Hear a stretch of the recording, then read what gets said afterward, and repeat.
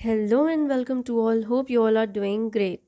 तो बच्चा party, I hope जो भी इम्पोर्टेंट अनाउंसमेंट्स आई है आपको सबके बारे में पता है। दैट इज़ सबसे पहली अनाउंसमेंट, नवंबर 24 में कोई एग्ज़ाम नहीं हो रहा है। एग्ज़ाम होंगे सितंबर में और जनवरी में। और दूसरी अनाउंसमेंट, अभी तक जो भी अनाउंसमेंट आ रही है, जैसा कमेटी बता रही है उस हिसाब से आपकी एग्ज़ाम पोस्टपोन नहीं होगी। मे अटेम्प्ट वालों की एग्ज़ाम पोस्टपोन नहीं होगी। हाँ, आगे हो सकता है कि इलेक्शन की डेट्स आए और ऐसी सर्कमस्टांसेस हो जाएगी, करना पड़ जाए पोस्टपोन, बट अभी तक कोई भी ऐसा चांस नहीं है कि आपकी एग्ज़ाम पोस्टपोन होगी। और इसके रिगार्डिंग ऑफिशियल नोटिफिकेशन आ चुकी है। अगर आपने नहीं देखी है तो आप मेरे टेलीग्राम चैनल पे जाके देख सकते हैं, लिंक आपको डिस्क्रिप्शन में मिल जाएगी। So now without wasting any time let's start our today's class. आज का हमारा पहला टॉपिक है कारो 2020। तो देखो, इस पैरा में जो भी लिखा है वो हमारे किसी भी काम का नहीं है। इसमें ये लिखा है कि कंपनीज एक्ट के कौन से सेक्शन सब सेक्शन के तहत कौन से गैजेट ऑफ इंडिया में क्या पब्लिश किया गया था कारो 2016 को, फिर कब सेंट्रल गवर्नमेंट ने, कब नहीं कैसे सेंट्रल गवर्नमेंट ने कंसल्टेशन किया एनएफआरए के साथ, और फिर आपके लिए आया कारो 2020। तो सबसे पहला शॉर्ट टाइटल, किस टाइटल से जाना जाता है ये order? Companies auditors report order 2020। और ये एप्लीकेबल किस पे होता है? हर एक कंपनी में एप्लीकेबल है, including a foreign company, except. अब जो हम नीचे 4 या 5 पॉइंट पढ़ेंगे ना, उनसे हट के जो भी कंपनी होगी हर एक कंपनी पे कारो एप्लीकेबल है। तो जो बैंकिंग कंपनी है, insurance company, section 8 company, 1 person company, इन 4 कंपनीज के लिए कोई लिमिट नहीं है, चाहे ये 1 करोड़ कमाए चाहे 100 करोड़ कमाए। अगर वो बैंकिंग कंपनी है, इंश्योरेंस कंपनी है, सेक्शन 8 कंपनी है, 1 पर्सन कंपनी है, तो कारो इन पे एप्लीकेबल नहीं होगा। Now comes your private limited company. इसके लिए कुछ लिमिटेशंस हैं, अगर ये लिमिटेशन क्रॉस करती है प्राइवेट कंपनी तो ही इन पे कारो एप्लीकेबल होगा। सबसे पहला तो, कोई भी प्राइवेट कंपनी जो किसी पब्लिक कंपनी की सब्सिडियरी या होल्डिंग है उस पर ये एप्लीकेबल होगा। अब क्यों? आपने ये अपने 11th-12th में भी पढ़ा होगा, फाउंडेशन में भी पढ़ा होगा कि अगर कोई भी प्राइवेट कंपनी किसी भी पब्लिक कंपनी की सब्सिडियरी है तो हम उसे एज पब्लिक कंपनी ही कंसिडर करते हैं।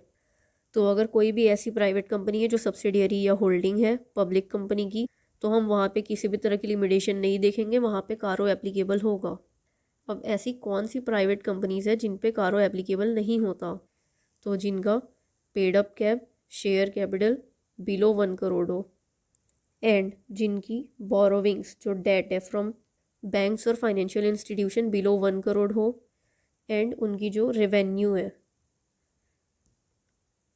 वो बिलो 10 करोड़ हो। अब ये दो चीज़ें हम कब देखते हैं? As on the date of balance sheet. But ये जो बोरोविंग्स है ये हम कब देखते हैं? During the year. चाहे आपकी जो क्लोजिंग बैलेंस है बोरोविंग की वो 50 लाख ही क्यों ना हो, बट अगर साल में कभी भी आपने 1 करोड़ से ऊपर का अमाउंट उठाया है तो आप पे कारो एप्लीकेबल होगा। और इन तीनों पॉइंट्स के बीच में एंड लिखा है, और नहीं, एंड। मतलब अगर कोई प्राइवेट कंपनी इन तीनों लिमिटेशंस को एक्सीड कर देती है तो उस पर कारो एप्लीकेबल होगा। Let's read once. A private limited company not being a subsidiary और holding company of a public company. ऐसी प्राइवेट कंपनी जो सब्सिडियरी या होल्डिंग नहीं है किसी भी पब्लिक कंपनी की, और अगर उनका paid up cap is not more than 1 crore rupees as on the balance sheet date, and जिसकी बोरोविंग्स एक्सीड नहीं करती 1 करोड़ रुपीज़ फ्रॉम बैंक और financial institution at any point of time during the financial year, and जिसका total revenue exceed नहीं करता 10 crore rupees during the financial year as per the financial statements, इन पे कारो एप्लीकेबल नहीं होगा। अगर इन वैल्यूज़ को एक्सीड कर देते हो तो फिर इन पे कारो एप्लीकेबल होगा। I hope you all are clear with this. अब इस एक्ट की कमेंसमेंट कब हुई? It came into force on the date of its publication in the official gazette. अब देखो, एज आपकी मॉड्यूल यहाँ पे डेट स्पेसिफाई नहीं कर रही है, इसलिए आपके लिए डेट इम्पॉर्टेंट नहीं है, but just for your knowledge मैं आपको डेट बता रही हूँ, बट ये आपके कोर्स के लिए अभी नहीं है तो इसे याद करने मत बैठ जाना। बट फॉर योर नॉलेज, 1 अप्रैल 2021 के बाद से जो भी स्टेट ऑडिट्स हो रही हैं उन हर एक ऑडिट पे कारो 2020 एप्लीकेबल है। और अब ये कौन सी कंपनीज पे एप्लीकेबल है तो ये हमने ऊपर डिस्कस कर लिया है। अब ऑडिटर की रिपोर्ट पे कौन कौन से मैटर्स हमें शो करने हैं। अब अभी हमने जब पहले की जो भी क्लासेस पढ़ी है उस पे हमने पढ़ा था कि ऑडिट रिपोर्ट से डील करता है कंपनीज एक्ट का सेक्शन 143। तो सेक्शन 143 ये बोलता है कि जो भी रिपोर्ट एक ऑडिटर बना रहा है on the accounts of every company audited by him, जो इस ऑर्डर के तहत कवर हुई है, दैट इज़ जो हमने एप्लीकेबिलिटी पढ़ी थी, जिन भी कंपनीज में ये एप्लीकेबल है और आपने उसकी ऑडिट की है, for the financial year commencing on और after 1 April 2019 shall in addition contain करेगा वो मैटर्स को जो स्पेसिफाई है पैरा 3 और 4 ऑफ कारो 2020। मतलब आपकी ऑडिट रिपोर्ट में कुछ एडिशनल इन्फॉर्मेशन आपको देनी है जो कि कारो 2020 की पैरा 3 और 4 बताता है।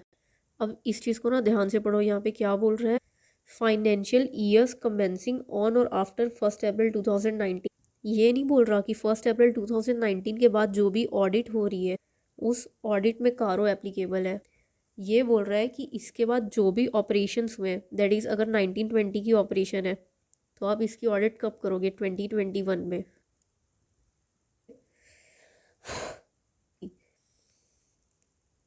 अभी भी अगर किसी को डाउट होगा तो एक बार फिर से पढ़ो, क्या बोल रहा है, for the financial years commencing on और आफ्टर द 1 अप्रैल 2019।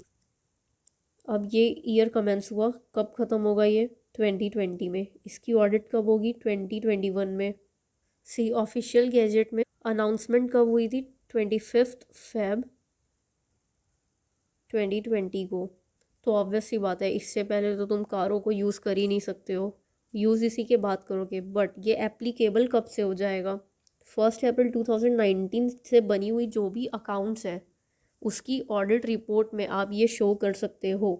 कर सकते हो क्या, आपको शो करना ही है वो एडिशनल इन्फॉर्मेशन जो आपको पैरा 3 और 4 बोलता है टू शो, प्रोवाइडेड ये ऑर्डर एप्लीकेबल नहीं है auditors report on consolidated financial statement पे एक्सेप्ट क्लॉज 21 ऑफ पैरा 3। अब ये क्या है, ये हम आगे पढ़ने वाले हैं। So let start para 3। Para 3 बताता है कौन से मैटर्स इंक्लूड किए जाने चाहिए ऑडिट रिपोर्ट में।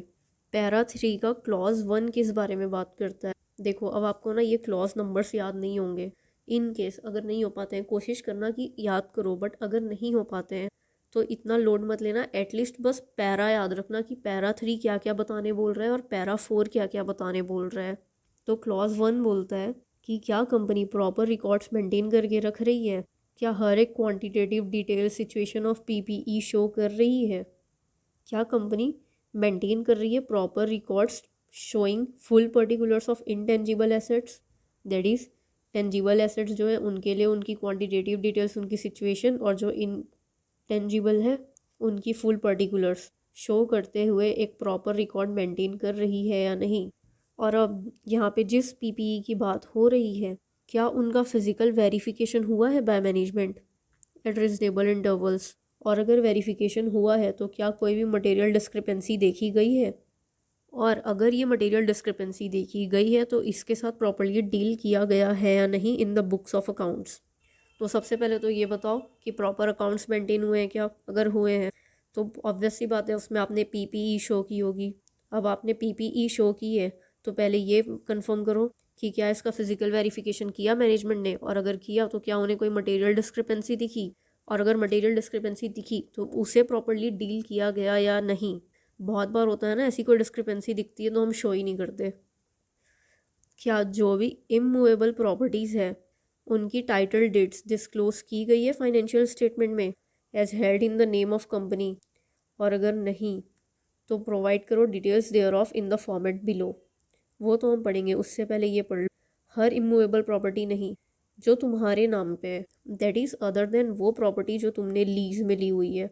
अब लीज में ली हुई प्रॉपर्टी में तुम्हारी ओनरशिप थोड़ी है, इसलिए जो तुम्हारी अपनी इमूवेबल प्रॉपर्टीज़ है उनकी टाइटल डेट्स डिस्क्लोज की गई है या नहीं। अगर नहीं की गई है तो फिर हमें कुछ फॉर्मेट पे उसे शो करना होगा। वो फॉर्मेट क्या है, सबसे पहले तो डिस्क्रिप्शन दोगे उस प्रॉपर्टी की कि कौन सी प्रॉपर्टी है, ऐसी कौन सी इमूवेबल प्रॉपर्टी है जो शो नहीं की गई, उसकी ग्रॉस कैरिंग वैल्यू क्या है, किसके नाम पे वो है, जिसके भी नाम पे है वो क्या प्रमोटर है, डायरेक्टर है, उनका रिलेटिव है या कोई एम्प्लॉय है, पीरियड हेल्ड, कब से खरीदी हुई है, कब से उस इंसान के नाम पे है, और क्या रीज़न थी जिस वजह से इसे शो नहीं किया गया कंपनी की फाइनेंशियल स्टेटमेंट में कंपनी के नाम पे। कभी कभी ऐसा हो सकता है ना, जब कंपनी स्टार्ट करे थे प्रमोटर ने अपने नाम पे खरीद ली और बाद में उसने बोल दिया कि नहीं मैं कंपनी को नहीं दूंगा, तो अगर ऐसा कोई डिस्प्यूट है तो फिर वो भी मेंशन करो। तो अगर इमूवेबल प्रॉपर्टी की टाइटल डेट्स फाइनेंशियल स्टेटमेंट में शो की गई है देन नो इशू, बट अगर शो नहीं की गई है तो वो कौन सी प्रॉपर्टी है, उसकी ग्रॉस कैरिंग वैल्यू क्या है, किसके नाम पे है, और जिसके नाम पे है वो प्रमोटर डायरेक्टर रिलेटिव एम्प्लॉय क्या है, कब से उसके नाम पे है, और क्यों ये कंपनी के नाम पे हम शो नहीं कर रहे, उसका रीज़न, ये चीज़ें हमें शो करनी है ऑडिट रिपोर्ट में। देन अब अभी तक हमने ये समझ लिया कि चलो जो शो कर रहे हैं वो एग्जिस्ट करता है, वो सही है, उसकी वेरिफिकेशन हुई है। अब ये चेक करो उसकी वैल्यू में कुछ चेंज हुआ है क्या, दैट इज़ कि क्या कंपनी ने रीवैल्यू की है किसी भी तरह की पीपीई को या इंटेंजिबल एसेट को ड्यूरिंग द ईयर, और अगर किया है तो क्या वो रीवैल्यूएशन कराया गया है बाय अ रजिस्टर्ड वैल्यूअर, और अगर रजिस्टर्ड वैल्यूअर के द्वारा कराया गया है तो उसका जो अमाउंट है वो स्पेसिफाई करो। जैसे पहले 10 लाख की थी अब 15 की हो गई, तो वो 5 लाख का अमाउंट स्पेसिफाई करो। अब ये अमाउंट स्पेसिफाई कब करोगे, अब मान लो 10 रुपये से वैल्यू बढ़ गई तो क्या 10 रुपये शो करोगे, नहीं। अगर वो जो चेंज है वो 10% या 10% से ज़्यादा है in aggregate of the net carrying value of each class of PPE और इंटेंजिबल एसेट्स, मतलब अगर मान लो पहले 10 लाख का था अभी बढ़ के 11 लाख का हो गया या 12 लाख का हो गया, दैट इज़ क्या 10% से ज़्यादा इंक्रीज़ है, हाँ है, तब शो करोगे। अब वहीं ये 10,50,000 होता तो नहीं शो करते, मतलब तब शो करना कंपलसरी नहीं है, बट अगर 10% से ज़्यादा इंक्रीज़ है तो शो करना कंपलसरी है। एंड आफ्टर दिस ये चेक करो कि क्या कंपनी के अगेंस्ट कोई भी प्रोसीडिंग्स चल रही है या कोई पेंडिंग प्रोसीडिंग्स है against the company for holding any बेनामी प्रॉपर्टी अंडर द बेनामी ट्रांजैक्शन प्रोहिबिशन एक्ट 1988। अब ये सब जो एक्ट के नाम दिए हैं ना, उनके सेक्शन, उनके ईयर के साथ इसे अच्छी तरीके से याद करना, क्योंकि अब एमसीक्यू आएगा, एमसीक्यू में कुछ भी पूछ सकती है आईसीएआई। और अगर कोई प्रोसीडिंग्स चल रही है कंपनी के अगेंस्ट तो ये चेक करो कि क्या कंपनी ने उसे अप्रोप्रिएटली डिस्क्लोज किया है फाइनेंशियल स्टेटमेंट में। And here we are done with clause 1। Clause 1 में सबसे पहले हमने चेक किया कि क्या proper books of account maintain करके रखे गए हैं। देन अगर कोई भी पीपीई है तो उसका फिजिकल वेरिफिकेशन हुआ है, क्या कोई मटेरियल डिस्क्रिपेंसी है, अगर है तो वो अच्छे से शो की गई है, उससे डील किया गया है। जो भी इमूवेबल प्रॉपर्टी है उसकी टाइटल डेट शो की गई है या नहीं, और नहीं की गई है तो एक फॉर्मेट दिया है जिस पे हमें वो शो करना है। देन क्या पीपीई या इंटेंजिबल एसेट को रिवैल्यू किया गया है, वो रिवैल्यूएशन रजिस्टर्ड वैल्यूअर ने किया है, और अगर उसका चेंज जो है वो 10% या उससे ज़्यादा है तो उसका अमाउंट स्पेसिफाई करना है। एंड एट लास्ट क्या कंपनी के अगेंस्ट कोई प्रोसीडिंग चल रही है फॉर होल्डिंग एनी बेनामी प्रॉपर्टी अंडर द बेनामी ट्रांजैक्शन प्रोहिबिशन एक्ट 1988, अगर चल रही है तो क्या कंपनी ने उसे अप्रोप्रिएटली डिस्क्लोज किया है या नहीं। नाउ पैरा 3 का क्लॉज 2, क्या इन्वेंट्रीज की फिजिकल वेरिफिकेशन की गई है रिजनेबल इंटरवल ऑफ टाइम पे बाय मैनेजमेंट, और क्या एक ऑडिटर के ओपिनियन में ये जो वेरिफिकेशन है इसकी कवरेज और जो भी प्रोसीजर अप्लाई की गई है वो अप्रोप्रिएट है। और अगर कोई भी मटेरियल डिस्क्रिपेंसी देखी गई है और वो 10% या 10% से ज़्यादा है in aggregate for each class of inventory, तो क्या उनसे प्रॉपर्ली डील किया गया है या नहीं इन बुक्स ऑफ अकाउंट्स। अभी हमने क्लॉज 1 में इमूवेबल प्रॉपर्टी के लिए पढ़ा था, सॉरी पीपीई के लिए पढ़ा था, वहाँ पे कोई लिमिटेशन नहीं थी, अगर डिस्क्रिपेंसी दिखी है तो रिपोर्ट करो। But in case of inventory अगर वो डिस्क्रिपेंसी 10% या उससे ज़्यादा है तो हम चेक करेंगे कि क्या उससे प्रॉपर्ली डील किया गया है या नहीं इन बुक्स ऑफ अकाउंट्स। देन क्या पूरे साल पे किसी भी पॉइंट ऑफ टाइम पे कंपनी ने इंक्रीज़ किए उनकी सैंक्शन वर्किंग कैपिटल लिमिट को more than 5 crore rupees on the basis of security of current assets, अगर किया है तो क्या क्वार्टरली रिटर्न्स और स्टेटमेंट्स फाइल की गई है by the company with such bank और फाइनेंशियल इंस्टीट्यूशन जहाँ से ये लिमिट इंक्रीज़ की गई है, और ये जो भी रिटर्न्स और स्टेटमेंट फाइल किए जा रहे हैं क्या वो इन एग्रीमेंट में है with the books of accounts, और अगर नहीं है तो फिर उसकी डिटेल्स दो।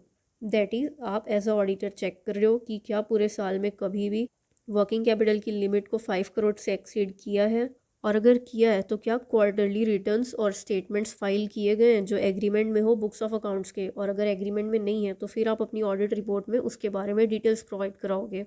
And here we are done with clause 2। Clause 3, अब थर्ड क्लॉज में हम ये चेक करेंगे कि क्या कंपनी ने ड्यूरिंग द ईयर किसी भी तरह की इन्वेस्टमेंट करी है, कोई गारंटी प्रोवाइड की है या सिक्योरिटी या कोई भी लोन और एडवांस दिया है इन नेचर ऑफ लोन्स जो सिक्योर्ड है या अनसिक्योर्ड है to any company, firm, LLP और एनी अदर पार्टी। आपने ये चेक किया और आपको पता चला कि हाँ कंपनी ने इन्वेस्ट किया है, लोन दिया है, गारंटी दी है। तो अगर कंपनी ने लोन प्रोवाइड कराई है, एडवांस दिया है इन नेचर ऑफ लोन या गारंटी ली है या सिक्योरिटी प्रोवाइड कराई है, अच्छा ये एप्लीकेबल नहीं है उन कंपनी को जिनका तो काम ही यही है कि वो लोन दें। उनसे अलग जो भी कंपनीज है अगर उन्होंने ऐसे कोई भी काम किए हैं तो आपको अपनी ऑडिट रिपोर्ट में ये शो करना है कि सबसे पहला तो क्या एग्रीगेट अमाउंट है पूरे साल का। पूरे साल में उन्होंने 50 करोड़ के लोन दिए हैं तो आप वो 50 करोड़ शो करोगे। और at last balance sheet date पे कितनी बैलेंस आउटस्टैंडिंग है। मान लो वो 50 करोड़ में से सिर्फ 40 आउटस्टैंडिंग है तो 50 करोड़ शो करोगे, फिर 40 करोड़ भी शो करोगे। अब इन्हें भी ना दो पार्ट में शो करोगे। ये जो लोन्स हैं अगर ये आपने किसी अपनी सब्सिडियरी, जॉइंट वेंचर और एसोसिएट को शो की है, इशू की है, लोन दिया है, तो उसे आप अलग से शो करोगे। और जो other than subsidiary, joint venture और एसोसिएट्स हैं इनका जो अमाउंट है उसे अलग से शो करोगे।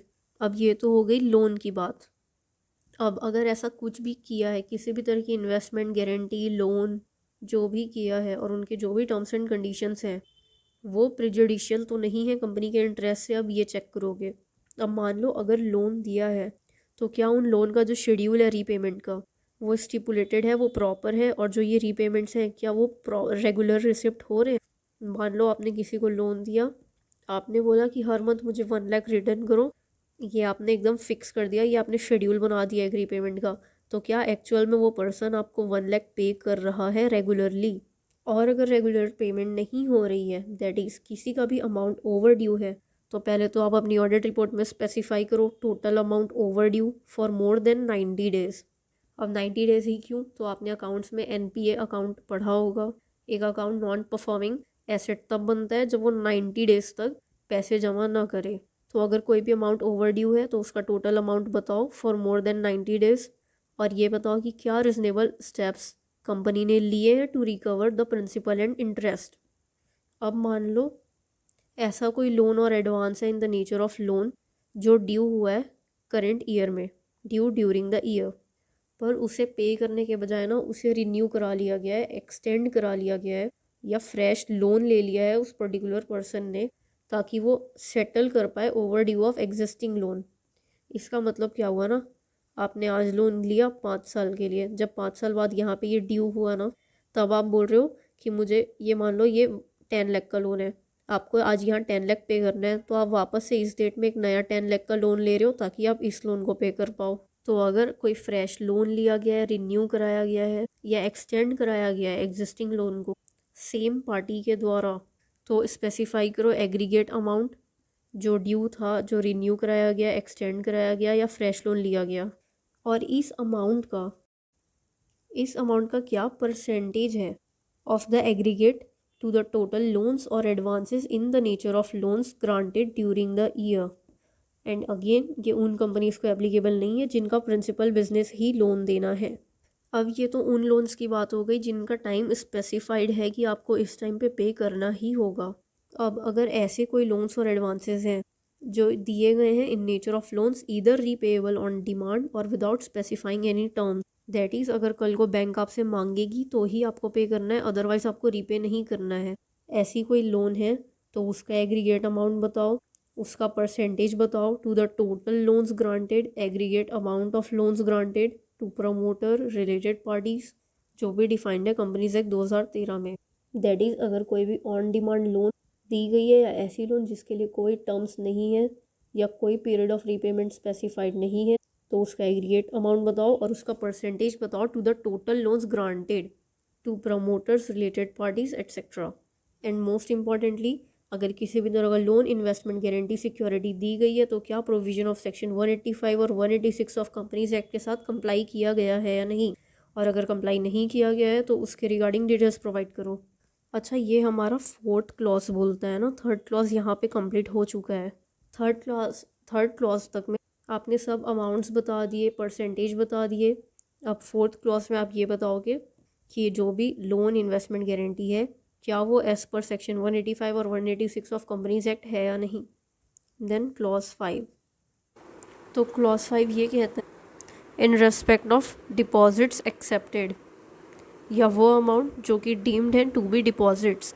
अगर ऐसा कोई भी अमाउंट रिसीव किया गया है तो क्या कंपनी ने कंप्लाई किया है डायरेक्टिव्स इशूड बाय आरबीआई के साथ and provisions of section 73 to 76 के साथ।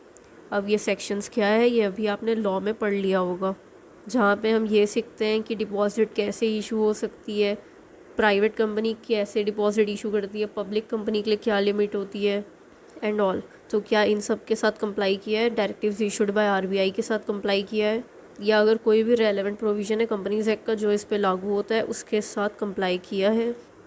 एंड इफ़ नॉट, अगर नहीं अप्लाई किया, नहीं कंप्लाई किया, देन उस जो भी कॉन्ट्रावेंशन की है उसकी नेचर क्या है, सबसे पहले तो वो बताओ।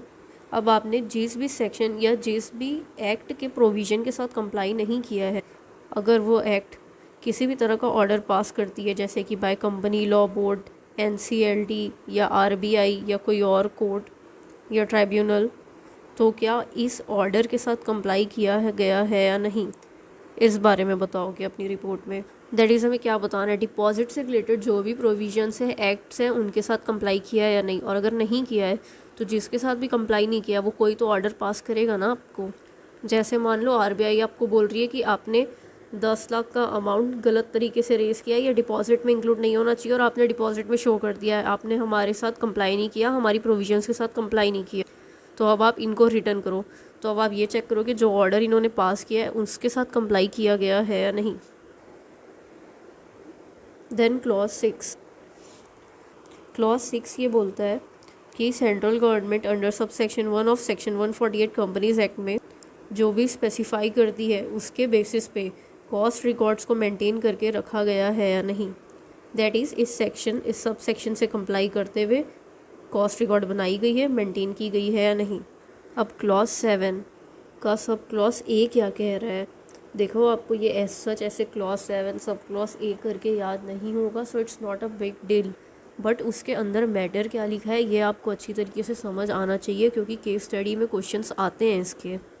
तो देखो अभी तक आपने चेक कर लिया कि क्या लोन इन्वेस्टमेंट गारंटी सिक्योरिटी सबको लेके किसी भी तरह की गड़बड़ी है, क्या जो भी एक्ट बोल रहा है उससे कंप्लाई कर रहे हैं, फिर डिपॉजिट से जो भी एक्ट जुड़ा हुआ है जो भी प्रोविज़न है उससे कंप्लाई कर रहे हैं, फिर क्या प्रॉपर कॉस्ट रिकॉर्ड्स मेंटेन कर रहे हैं, सब देख लिया। अब ये देखो कि जो स्टैट्यूटरी ड्यूज़ जो फीस पे करनी होती है वो सही से हो रहा है। अब आप काम कर रहे हो तो आपको जीएसटी पटाना है, आप कोई सामान बेच रहे हो, आपने एम्प्लॉयज़ हायर कर रखे हैं, आपको प्रोविडेंट फंड देना है, एम्प्लॉय स्टेट इंश्योरेंस देना है, इनकम टैक्स पे करना है, सेल्स टैक्स, ये जितनी भी तरह की अनडिस्प्यूटेड स्टैट्यूटरी ड्यूज़ है क्या इनको पे करने में कंपनी रेगुलर है, दैट इज़ रेगुलरली पे करती है।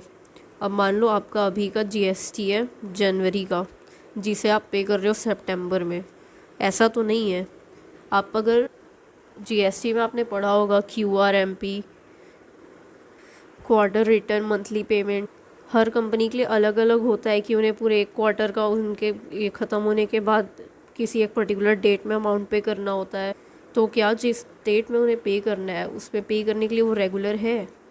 एंड इफ़ नॉट, अगर वो टाइम पे नहीं कर रही है तो हम बताएंगे कितना एरियर्स है आउटस्टैंडिंग स्टैट्यूटरी ड्यूज़ का as on the date of financial year. पर हम ये देखेंगे कैसे, ड्यूज़ 31 मार्च से 6 मंथ पहले तक के, जो 6 मंथ पहले ड्यू हुए हैं, मतलब जिनको ड्यू हुए 6 महीने से ऊपर हो चुका है और आपने अभी तक पे नहीं किया है। दैट इज़ अगर आप 31 मार्च को देख रहे हो तो 30 सेप या उससे पहले जो भी ड्यूज़ हुए हैं जो यहाँ तक पे नहीं किए गए हैं, हम उन हर एक का अमाउंट शो करेंगे कितने एक्सटेंट से ये अरियर्स हैं। आई होप आपको ये समझ आ गया है। मान लो आपको जीएसटी पे करनी थी सितंबर की या उससे पहले की किसी मंथ की, दैट इज़ 31 मार्च में अगर आप उसे देखोगे तो उसे ड्यू हुए 6 महीने या उससे ऊपर हो चुके हैं, तो अब ये जो भी ड्यूज़ है जो आपने पे नहीं किए हैं, हम उसका अमाउंट शो करेंगे अपनी ऑडिट रिपोर्ट में कि कंपनी ने इतना अमाउंट पे नहीं किया है जो आउटस्टैंडिंग है फॉर मोर देन 6 मंथ। अब ये तो हो गई अनडिस्प्यूटेड स्टैट्यूटरी ड्यू। अब मान लो आपकी किसी भी ड्यूज़ को लेके ना कोई डिस्प्यूट चल रहा है जिसकी वजह से आपने नहीं डिपॉजिट किया है अमाउंट को, तो अब वहाँ पे जो भी अमाउंट इन्वॉल्व है और जिस फोरम में वो डिस्प्यूट चल रहा है, पेंडिंग है, कौन उसकी कंसर्न डिपार्टमेंट है, इन सब की डिटेल्स मेंशन करनी होगी। अब यहाँ पे ये नहीं बोल रहा है कि आपने जो अमाउंट 6 मंथ तक पे नहीं किया है उसके अगेंस्ट ड्यू। यहाँ बोल रहा है कि ऐसा कोई भी अमाउंट है जो आपने डिपॉजिट नहीं किया, ऐसा कोई भी स्टैट्यूटरी ड्यूज़ है जो आपने पे नहीं किया है और उसके अगेंस्ट एक डिस्प्यूट चल रहा है, तो कितना अमाउंट इन्वॉल्व है, कौन से फोरम में वो डिस्प्यूट चल रहा है, क्या उसका कंसर्न डिपार्टमेंट है, ये सब मेंशन करना है। देन यहाँ पे हमने स्टैट्यूटरी ड्यूज़ के बारे में पढ़ा। अब नेक्स्ट 8th क्लॉज क्या बोलता है कि क्या ऐसा कोई ट्रांजैक्शन है जो बुक्स ऑफ अकाउंट्स में रिकॉर्ड नहीं किया गया है बट उसे सरेंडर या डिस्क्लोज किया गया है as income during the year in tax assessment under income tax act 1961। That is मान लो आपने ना 1 करोड़ का कुछ एक्सपोर्ट किया, आपको ये पता होगा इस पे जीएसटी नहीं, कुछ एक्सपोर्ट्स ऐसे होते हैं जिस पे जीएसटी नहीं लगती है, तो आपने ना ये टैक्स में तो शो कर दिया इनकम एज इनकम, बट अपनी बुक्स ऑफ अकाउंट्स में नहीं शो किया। अब इसके पीछे रीज़न क्या है? हो सकता है आपको ज़्यादा डिविडेंड ना पे करना हो, आपको ज़्यादा प्रॉफिट ना शो करनी हो, क्योंकि आप जितना प्रॉफिट शो करोगे आपको डिविडेंड तो पे करना होता है, इस वजह से आपने यहाँ शो नहीं किया और आपने यहाँ शो कर दिया। अगर ऐसा हुआ है तो ये चेक करो कि जो प्रीवियसली अनरिकॉर्डेड इनकम है उसे प्रॉपर्ली रिकॉर्ड किया गया है या नहीं बुक्स ऑफ अकाउंट्स में ड्यूरिंग द ईयर। अब क्लॉज 9 ये बोलता है कि कंपनी अगर कोई भी लोन ले रही है और उसके रीपेमेंट में किसी भी तरह का डिफ़ॉल्ट कर रही है या कोई भी अदर बोरोविंग्स है जिसके रीपेमेंट में अगर वो डिफ़ॉल्ट कर रही है या उसके इंटरेस्ट के पेमेंट में, तो हमें हमारी ऑडिट रिपोर्ट में कौन से पीरियड का वो लोन है जहाँ जिसमें डिफ़ॉल्ट किया गया है। मान लो लोन लिया 2020 में, डिफ़ॉल्ट किया 2024 में, तो यहाँ पे आप 2024 शो करोगे अपनी ऑडिट रिपोर्ट में कि इस साल डिफ़ॉल्ट किया गया, कितने अमाउंट से डिफ़ॉल्ट किया गया, ये दोनों चीज़ें हमें शो करनी है पर एक फॉर्मेट में। अब वो फॉर्मेट क्या कहता है? नेचर ऑफ बोरोविंग, सिक्योर्ड है, अनसिक्योर्ड है, क्या है, किस टाइप की बोरोविंग है, पहले उस बोरोविंग का नेचर बताओ, फिर नेम ऑफ द लेंडर, हो सकता है कोई बैंक से लोन लिया हो, किसी फाइनेंशियल इंस्टीट्यूशन से लिया हो, गवर्नमेंट से लिया हो, जिससे भी लोन लिया है पहले तो नेचर बताओ, फिर किससे लिया है वो बताओ, कितना अमाउंट है जो पे नहीं हुआ है ऑन ड्यू डेट, और ये जो अमाउंट पे नहीं हुआ है क्या ये प्रिंसिपल अमाउंट है या इंटरेस्ट अमाउंट है, कितने दिन के लिए पे नहीं किया है। मान लो ड्यू हो गया था आज से 6 मंथ पहले, तो कितने दिन के लिए ड्यू नहीं हुआ ये बताओ, और अगर उस पर कोई भी रिमार्क्स है तो वो मेंशन करो। तो हम किस फॉर्मेट में शो करेंगे अगर कंपनी डिफ़ॉल्ट कर देती है रीपेमेंट ऑफ लोन अमाउंट या उसके इंटरेस्ट पे? सबसे पहले नेचर बताएंगे, नेचर के बाद किससे उसने लिया है वो पैसा ये बताएंगे, क्या अमाउंट था उसका जो पे नहीं हुआ है ड्यू डेट के बाद भी, क्या वो अमाउंट प्रिंसिपल अमाउंट था या इंटरेस्ट, कितने दिन हो गए हैं उसे ड्यू हुए और अभी तक आपने पे नहीं किया है आप ये बताओगे, और अगर उसके लिए आपके पास कोई रिमार्क्स है तो वो मेंशन करोगे। अब ये सब के बाद क्या company is declared wilful defaulter by any bank और फाइनेंशियल इंस्टीट्यूशन, क्या कंपनी को किसी भी बैंक या फाइनेंशियल इंस्टीट्यूशन ने विलफुल डिफ़ॉल्टर घोषित कर दिया है? अगर कर दिया है तो आप अपनी ऑडिट रिपोर्ट में ये चीज़ मेंशन करोगे। और ये सब चीज़ें करने आपको कौन बोलता है? अभी हम क्या पढ़ रहे हैं? पैरा 3 ऑफ कारो 2020। देखो आपको क्लॉज नंबर सब क्लॉज याद हो या ना हो, बट आपको ये याद रखना होगा कि पैरा 3 ये सब चीज़ें बोलता है। फिर ये बताओ जिस चीज़ के लिए ये लोन उठाया गया था उसी पर्पस के लिए उसे यूज़ किया या नहीं, और अगर नहीं किया, मान लो आपने 10 लाख उठाया जिसमें से 5 लाख तो उसी पर्पस के लिए हुआ, 5 लाख किसी दूसरे पर्पस के लिए, तो कितना अमाउंट दूसरे पर्पस के लिए यूज़ हुआ और किस पर्पस पे यूज़ हुआ, ये दोनों चीज़ मेंशन करनी होगी। अब क्या ऐसा तो नहीं कि सेम उसी सही पर्पस के लिए तो यूज़ हुआ बट आपने फ़ंड उठाए थे शॉर्ट टर्म बेसिस पे और आपने उसे यूटिलाइज़ कर लिया लॉन्ग टर्म पर्पस के लिए? इफ़ यस, तो क्या नेचर है और क्या अमाउंट है उस लोन का जो आपने उठाया तो शॉर्ट टर्म के लिए था बट लगा दिया लॉन्ग टर्म में? और अगर कंपनी किसी भी तरह का फ़ंड ले रही है किसी एंटिटी से, पर्सन से, to meet the obligation of its subsidiary, associate और जॉइंट वेंचर, तो हम फिर उसकी डिटेल्स प्रोवाइड करेंगे, क्या नेचर है ट्रांजैक्शन का और कितना अमाउंट इन्वॉल्व है। अब हो सकता है कंपनी लोन तो अपने काम के लिए उठा रही है, पर वो सिक्योरिटी प्लेज कर रही है अपनी सब्सिडियरी, जॉइंट वेंचर या एसोसिएट कंपनी का। अगर ऐसा हुआ है तो पहले तो उसकी डिटेल्स प्रोवाइड करो। अब ऐस तुमने अपने कंपनी का मेन अपनी कंपनी से तो कुछ भी प्लेज नहीं किया है, हो सकता है कल को तुम फ्रॉड कर दो, ना दो पैसे, जा तो सब्सिडरी का सामान रहा है तुम्हारा थोड़ी रहा है, या जॉइंट वेंचर का जाएगा तुम्हारा तो जा नहीं रहा। तो अगर ऐसे केस में कंपनी किसी भी तरह का डिफ़ॉल्ट करती है रिपेमेंट ऑफ सच लोन्स, तो वो भी रिपोर्ट करो। और यहाँ हमने हमारा क्लॉज 9 कंप्लीट कर लिया है। अब क्लॉज 10, क्या कंपनी ने अगर कोई भी ऐसा पैसा रेज़ किया है आईपीओ से, एफपीओ से ड्यूरिंग द ईयर, तो उसने उस पैसे को अप्लाई किया है उस ही पर्पस के लिए जिसके लिए उसे रेज़ किया गया था। और अगर नहीं, आपने पैसे उठाए तो दूसरे पर्पस के लिए, अप्लाई कहीं और कर दिया, तो फिर उसकी डिटेल्स प्रोवाइड करनी होगी with delays, default, subsequent rectification if any as may be applicable. आप इस पॉइंट को ना लॉ के प्रोस्पेक्टस से करेक्ट करके पढ़ सकते हो। जब आप प्रोस्पेक्टस टॉपिक पढ़ रहे होगे तो आपने वहाँ पे पढ़ा होगा कि जो आप प्रोस्पेक्टस में लिख रहे हो कि हमें इस पर्पस के लिए पैसा चाहिए, आपको उसी पर्पस के लिए यूज़ करना होता है। और अगर आप नहीं कर रहे हो, आप किसी और पर्पस पे पैसे लगा रहे हो, तो यहाँ फिर आपको अब उसकी डिटेल्स मेंशन करनी होगी। और अगर आपने किसी और में पैसे लगाए तो हो सकता है किसी भी तरह का डिले, डिफ़ॉल्ट हो, तो उस रिलेटेड जो भी डिफ़ॉल्ट है, सब्सिक्वेंट रेक्टिफिकेशन है, वो सब मेंशन करना होगा। दैट इज़ आपका क्लॉज 10 किस बारे में बात कर रहा है, शेयर्स के बारे में। तो यहाँ तो हमने एक तरह से पब्लिक, जो भी हम पब्लिक इशू करते हैं उसके बारे में पढ़ लिया। आईपीओ, एफपीओ आपको पता होगा, इसके लिए प्रॉस्पेक्टस इशू होता है, और प्रॉस्पेक्टस सिर्फ तभी इशू होता है जब आप पब्लिक को शेयर इशू कर रहे हो, प्राइवेट प्लेसमेंट नहीं। तो इसीलिए अब सब क्लॉज बी ये बोल रहा है कि अगर कंपनी ने किसी भी तरह की प्रेफरेंशियल अलॉटमेंट की है, that is preferential share issue किया है, या प्राइवेट प्लेसमेंट की है शेयर्स की, कन्वर्टिबल डिबेंचर्स की ड्यूरिंग द ईयर, तो ये चेक करो कि क्या कंपनी ने रिक्वायरमेंट्स ऑफ सेक्शन 42 और 62 ऑफ कंपनीज एक्ट के साथ कंप्लाई किया है या नहीं। और जिस भी पर्पज़ के लिए ये फ़ंड उठाया गया था, रेज़ किया गया था, इसे उसी पर्पज़ के लिए यूज़ किया गया है या नहीं। और अगर ऐसा कुछ नहीं हुआ है, दूसरे पर्पज़ के लिए यूज़ कर लिया या कंप्लाई नहीं किया प्रोविज़न के साथ, तो ऐसे केस में फिर डिटेल्स प्रोवाइड कराओ in respect of amount involve और नेचर ऑफ नॉन कंप्लायंस। देखो, इन केस एग्ज़ाम में क्वेश्चन आ जाए और तुम्हें कुछ याद ना है ना, तो इतना याद रखना, कंपनी अगर लोन उठा रही है, किसी भी तरह का एडवांस ले रही है, शेयर्स इशू कर रही है, चाहे प्राइवेट प्लेसमेंट हो या आईपीओ, एफपीओ हो, कुछ भी कर रही है, जिस पर्पस के लिए वो उस पैसे को ले रही है ना, अगर उससे हट के किसी दूसरे पर्पस के लिए यूज़ कर रही है, तो आपको वो डिटेल्स शो करनी है। बाकी कुछ याद आए ना आए, ये चीज़ तो आपको याद रहनी चाहिए, क्योंकि ये बहुत सिंपल और नॉर्मल सी चीज़ है। अब मान लो आपसे कोई पैसे ले रहा है, बोल रहा है मुझे 5,000 दो, मैं इसे स्टॉक मार्केट पे लगा के कल को आपको 10,000 बना के दूँ, और वो स्टॉक मार्केट में ना लगा के अपने बिजनेस में लगा ले रहा है आपके उस 5,000 को, आपको गुस्सा नहीं आएगा? ये आपको ये नहीं लगेगा कि ये कुछ गलत हो गया? तो बस इस तरीके से समझो इस चीज़ को। इसलिए अगर जिस पर्पज़ के लिए उठाया है उसके लिए यूज़ नहीं होता, तो उसे आप डिफ़ॉल्ट मानते हो और फिर उसकी सारी डिटेल्स शो करते हो।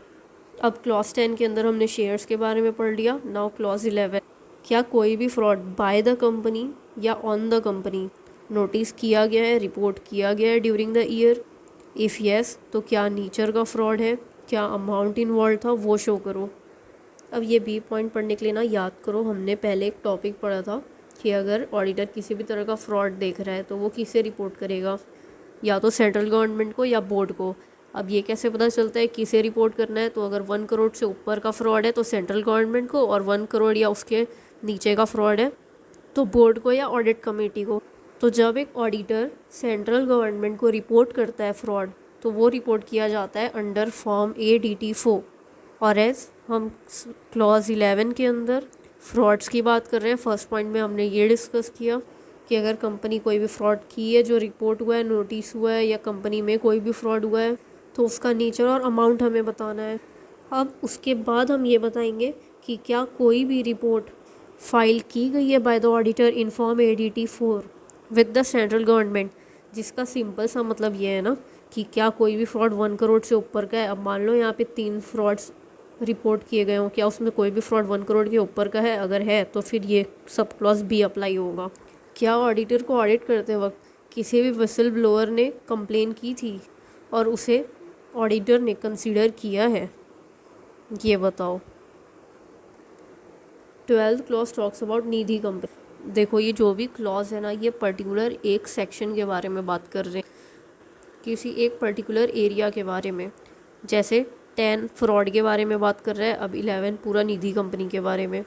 तो सबसे पहले तो ये बताओ, क्या निधि कंपनी ने कंप्लाई किया है with net owned funds to deposit ratio? Net owned funds to deposit ratio 1:20 का है या नहीं, to meet out the liability. अब आप इस पॉइंट को अच्छे से याद रख लो, इससे MCQ बन सकता है कि एज पर कारो 2020 पैरा 3 निधि कंपनी को किस रेशियो से कंप्लाई करना चाहिए for net owned funds to deposit. वहाँ पे बहुत सारे ऑप्शन होंगे, 2:1, 1:2 हो सकता है, आप कंफ्यूज हो जाओगे 1:2 होगा कि 1:20। तो ये अच्छी तरीके से लर्न कर लेना। फिर ये बताओ कि क्या निधि कंपनी मेंटेन करके रख रही है 10% अनएनकम्बर्ड टर्म डिपॉजिट्स, जो उसे मेंटेन करने बोलता है निधि रूल्स 2014? और क्या निधि कंपनी ने किसी भी तरह का डिफ़ॉल्ट किया है इन payment of interest on deposits या उसके रीपेमेंट में फॉर एनी पीरियड? तो फिर उसकी डिटेल्स मेंशन करो। इन शॉर्ट, किसी भी क्लॉज के अंदर किसी भी तरह का फ्रॉड, किसी भी तरह का डिफ़ॉल्ट दिख रहा है तो उसकी डिटेल्स मेंशन करनी होगी। Then comes clause 13। क्लॉज 13 में आपको क्या बताना है? Whether all transactions with the related parties are in compliance with section 177 and 188 of Companies Act where applicable, that is, क्या जो भी ट्रांजेक्शन्स रिलेटेड पार्टी के साथ किए गए हैं वो कंप्लायंस में है विद सेक्शन 177 एंड 188। 188 आपको बताता है RPTs के बारे में और 177 ऑडिट कमेटी के बारे में बात करता है। और अगर कोई भी ऐसे ट्रांजैक्शन किए गए हैं तो क्या उनकी डिटेल्स डिस्क्लोज की गई है फाइनेंशियल स्टेटमेंट में as required by applicable accounting standards. फिर क्लॉज 14 में आप ये बताओगे कि क्या कंपनी के पास ऐसा इंटरनल ऑडिट सिस्टम है जो कमेंस्यूरेट हो with the size and nature of its business. Commensurate मतलब जो उतना कैपेबल हो। अब बिज़नेस का साइज़ इतना ज़्यादा है और आपकी इंटरनल ऑडिट सिस्टम छोटी सी जो पूरा कवर ही ना कर पाए। तो सबसे पहले ये चेक करो कि क्या इंटरनल ऑडिट सिस्टम ऐसी है फर्म के पास जो कमेंस्यूरेट हो with the size and nature of its business, और क्या इस इंटरनल ऑडिटर की रिपोर्ट को स्टैट्यूटरी ऑडिटर ने कंसीडर किया है अंडर ऑडिट। दैट इज़, ये सब हमने पहले के चैप्टर्स में पढ़ा हुआ है कि अगर स्टैट्यूटरी ऑडिटर को इंटरनल ऑडिटर का काम को यूज़ करना रहता है तो वो कुछ चीज़ें पहले चेक करता है, फिर उसके बेसिस पे ही वो उसके काम पे रिलाई करता है। तो अगर वो उसके काम पे रिलाई कर रहा है तो फिर उस पर भी रिपोर्ट दो कि हाँ इंटरनल ऑडिटर का रिपोर्ट इशू यूज़ किया गया है जो उसने इशू किया था। क्या कंपनी एंटर कर रही है किसी भी नॉन कैश ट्रांजैक्शन पे विद डायरेक्टर्स या पर्सन्स करेक्टेड विद हिम, और अगर कर रही है तो क्या प्रोविज़न ऑफ सेक्शन 192 के साथ कंप्लाई किया गया है? Then comes clause 14। क्लॉज 14 कहता है कि क्या अगर कोई ऐसी कंपनी है जो रिक्वायर्ड थी to registered under section 45 IA of the RBI act 1934, तो उसने रजिस्ट्रेशन ऑब्टेन की है या नहीं। ऐसे तो ऐसा सच ये आपके सिलेबस में है नहीं सेक्शन, बट आपकी इन्फॉर्मेशन के लिए इस सेक्शन के तहत ना उन कंपनीज़ को रजिस्टर होना होता है जो कमेंस करना चाहती है, जो कैरी आउट करना चाहती है एक business of a non banking financial institution. तो अगर वो ऐसा कोई बिज़नेस कैरी आउट करना चाहती है कंपनी, तो उसे इस सेक्शन के अंडर रजिस्टर होना होगा। तो क्या उसने रजिस्ट्रेशन की है या नहीं ये चेक करो। क्या कंपनी ने किसी भी तरह की नॉन बैंकिंग फाइनेंशियल या हाउसिंग फाइनेंस एक्टिविटीज़ कंडक्ट करी है बिना valid certificate of registration obtain किए फ्रॉम RBI, वही बिना इस सेक्शन के अंदर रजिस्टर किए क्या उसने कैरी आउट किया है कोई भी ऐसा वर्क जो उसे कैरी आउट नहीं करना चाहिए था? देन क्या कंपनी एक कोर इन्वेस्टमेंट कंपनी है as defined under regulations made by RBI, और अगर है तो क्या वो कंटिन्यू करती है to fulfil the criteria of core investment company? अभी इस पॉइंट को समझने के लिए ना ये समझो कि कोर इन्वेस्टमेंट कंपनी क्या होती है। कुछ कंपनीज ऐसी होती है ना जिनका एज सच कोई बिजनेस नहीं होता ट्रेडिंग का, सिर्फ उनका एक ही काम होता है कि वो इन्वेस्ट करेंगी predominantly as investment in shares. क्यों? For holding stake in group companies. मतलब एक कंपनी है, कंपनी X, उसने ना इन्वेस्ट कर रखा है, वो जो इन्वेस्ट कर रहा है अमाउंट को उससे वो ट्रेड नहीं कर रहा है, बस वो इन्वेस्ट करता जा रहा है ग्रुप ऑफ कंपनीज़ में ताकि वो उन सब में एक स्टेक होल्ड कर पाए। अब ये जो इन्वेस्टमेंट है इसकी कुछ लिमिट्स होती है जो आरबीआई सेट करती है। अगर आप उस लिमिट को एक्सीड कर देते हो ना तो आप सीआईसी कहलाते हो, कोर इन्वेस्टमेंट कंपनी। और अगर आप उस लिमिट के विथ इन आ जाते हो या उससे कम होते हो तो आप अनरजिस्टर्ड सीआईसी होते हो। तो ये पॉइंट यही बोल रहा है कि क्या कंपनी एक कोर इन्वेस्टमेंट कंपनी है जो डिफाइंड है बाय आरबीआई, और अगर वो सीआईसी की तरह रजिस्टर्ड है तो क्या वो फुलफ़िल कर रही है उसके क्राइटेरिया को, और अगर वो सीआईसी की तरह रजिस्टर्ड नहीं है तो वो रजिस्टर्ड ना होने के क्राइटेरिया को फुलफ़िल कर रही है। जैसे for example, again saying for example, ये आरबीआई नहीं बोलता है, ये मैं कह रही हूँ। फॉर एग्जांपल मान लो 1 करोड़ की लिमिट है और आप अनरजिस्टर्ड हो, आप सीआईसी की तरह रजिस्टर्ड नहीं हो, तो क्या आपकी इन्वेस्टमेंट 1 करोड़ से कम ही है? आप उस क्राइटेरिया को फुलफ़िल कर रहे हो? अब ये नहीं हो सकता कि आप 1 करोड़ से ज़्यादा इन्वेस्ट करके बोल रहे हो नहीं हम तो अनरजिस्टर्ड सीआईसी है, नहीं। अब कभी कभी होता है, आपने देखा हो कंपनी के ग्रुप्स होते हैं, जैसे आप अडानी ग्रुप ले लो, उसके अंदर कितनी सारी कंपनीज। तो मान लो आप ऐसी किसी कंपनी की ऑडिट करने गए हो जहाँ पे ग्रुप के पास मोर देन 1 सीआईसी है as part of their group, और अगर है तो फिर इंडिकेट करोगे नंबर ऑफ सीआईसीज जो उस ग्रुप के पार्ट है अपनी ऑडिट रिपोर्ट में। देन अगर कंपनी ने किसी भी तरह की कैश लॉसेज इंकर की है फाइनेंशियल ईयर में या इमीडिएटली प्रीसीडिंग फाइनेंशियल ईयर में तो उसका अमाउंट स्टेट करो। फिर क्या किसी भी स्टैट्यूटरी ऑडिटर ने रिज़ाइन किया है ड्यूरिंग द ईयर, और अगर किया है तो जो आप इनकमिंग ऑडिटर है वो कंसिडर कर रहा है इश्यूज, ऑब्जेक्शन और concerns of the outgoing auditor को। Then on the basis of जो भी फाइनेंशियल रेशियोज है, एजिंग है, expected dates of realisation of financial assets है, पेमेंट है उन फाइनेंशियल लाइबिलिटीज़ या अदर जो भी इंफॉर्मेशन अवेलेबल है, और जो ऑडिटर का नॉलेज है of the board management and their plans, क्या इन सब चीज़ों को देखते हुए ऑडिटर इस व्यू का है, इस ओपिनियन से है कि वहाँ पे कोई भी मटेरियल अनसर्टेनिटी एग्जिस्ट नहीं करती है as on the date of audit report. अब ये अनसर्टेनिटी एग्जिस्ट नहीं करती है रिगार्डिंग क्या? रिगार्डिंग कि कंपनी कैपेबल है of meeting its liabilities existing as at the date of balance sheet, या वो जब भी ड्यू हो। मतलब आपके पास कंपनी की जितनी भी इंफॉर्मेशन है ना, ये देख के आपको लग रहा है कि कोई मटेरियल अनसर्टेनिटी एग्जिस्ट नहीं करती है, ये श्योर है कि कंपनी कैपेबल है अपनी लाइबिलिटीज़ को मीट करने को, वो जिस टाइम फॉल होगी एज ड्यू उसके within a period of 1 year from the balance sheet date वो उसे पे कर सकती है, वो उतनी कैपेबल है। क्लॉज 20, क्या कंपनी ने जो भी ऑनगोइंग प्रोजेक्ट्स है और आपने उसके लिए पैसे रेज़ किए थे, जिसमें से ना जिस पीरियड के लिए आपने पैसे रेज़ किए थे वो पीरियड ख़त्म हो गया और उसके बाद 6 मंथ्स और एक्सपायर हो गए, तो अब ऐसा होने के बाद जो अनस्पेंट अमाउंट बचता है ना, कंपनीज एक्ट का शेड्यूल 7 बोलता है कि आप उस अनस्पेंट अमाउंट को एक स्पेसिफाइड फंड में ट्रांसफ़र करो जो आपको बताएगा schedule 7 of companies act.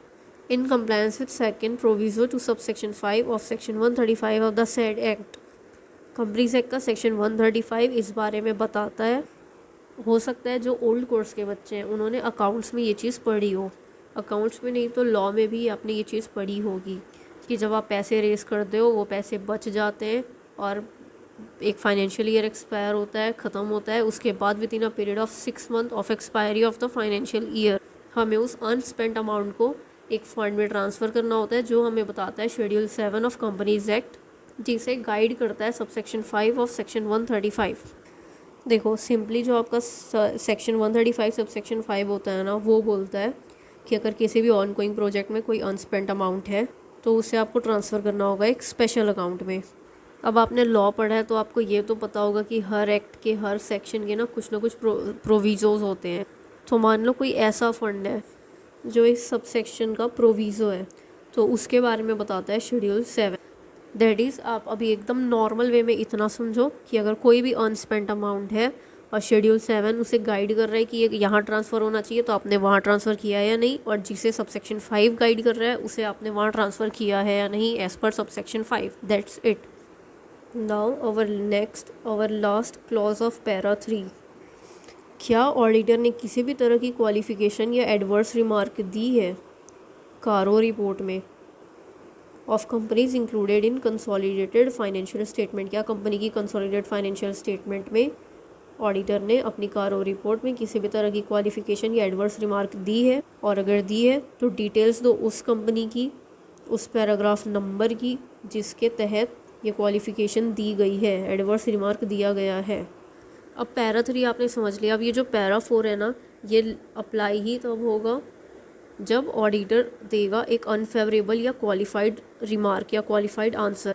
That is अभी हमने ऊपर जितने भी पॉइंट्स पढ़े हैं ना, पैरा 3 में जितने भी क्लॉज सब क्लॉज पढ़े, अगर उनमें से एक का भी आंसर अनफेवरेबल है या क्वालिफाइड है, दैट इज़ मान लो हमें ये चेक करना था कि क्या कंपनी किसी भी लोन के रिपेमेंट में डिफ़ॉल्ट कर रही है, और डिफ़ॉल्ट कर रही है मतलब आंसर अनफेवरेबल हुआ ना, ये तो गलत बात हुई ना।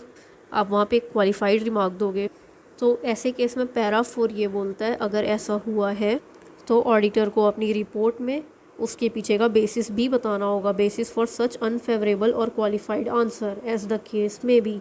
या अगर ऐसी कोई सिचुएशन होती है कि आप ऊपर दिए गए किसी भी पैरा, किसी भी क्लॉज, किसी भी सब क्लॉज के रिगार्डिंग कोई ओपिनियन एक्सप्रेस ही नहीं कर पा रहे हो, तो आपको अपनी रिपोर्ट में ये चीज़ इंडिकेट करनी होगी। साथ में आपको रीज़न बताना होगा कि क्यों आपके लिए ये पॉसिबल नहीं है कि आप उस एक पर्टिकुलर चीज़ में अपनी ओपिनियन ड्रॉ करो।